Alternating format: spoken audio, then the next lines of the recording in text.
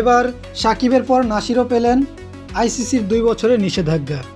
দুর্নীতি বিরোধী নিয়ম ভাঙায় সব ধরনের ক্রিকেট থেকে বাংলাদেশি অলরাউন্ডার নাসির হোসেনকে 2 বছরের জন্য নিষিদ্ধ করেছে ক্রিকেটের সর্বোচ্চ সংস্থা আইসিসি।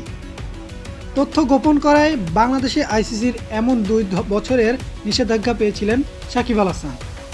2019 সালে সাকিবের শাস্তির মধ্যে অবশ্য 1 বছর স্থগিত শাস্তি ছিল, ফলে 1 বছর পরই খেলায় ফিরেছিলেন সাকিব আল হাসান।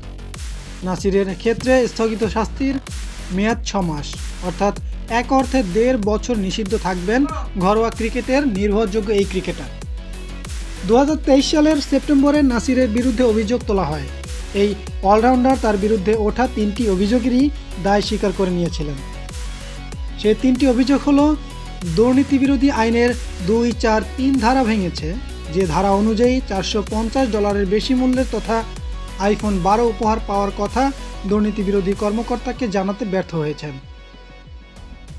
244 ধারা অনুযায়ী আইফোন 12 উপহার পাওয়ার যে প্রস্তাব পেয়েছেন তার বিস্তারিত দুর্নীতি বিরোধী কর্মকর্তাকে জানাতে ব্যর্থ হয়েছেন। 246 ধারা অনুযায়ী দুর্নীতি বিরোধী কর্মকর্তার তদন্তে সাহায্য করতে ব্যর্থ হয়েছে বা অস্বীকৃতি জানিয়েছেন। নাসিরকে বাংলাদেশ জাতীয় দলে সর্বশেষ দেখা গেছে 2018 সালে। 115 ম্যাচ খেলে 2695 রান ও 39 উইকেট পেয়েছিলেন তিনি। গত বিপিএলেও ঢাকা ডমিনেটর্সের অধিনায়কত্ব করেছেন তিনি। 1.5 বছরের নিষেধাজ্ঞা এরই মধ্যে শুরু হয়ে গেছে নাসিরের। স্থগিত নিষেধাজ্ঞায় সব শর্ত মানলে 2025 সালের 7 এপ্রিল আবার ক্রিকেটে ফিরতে পারেন নাসির।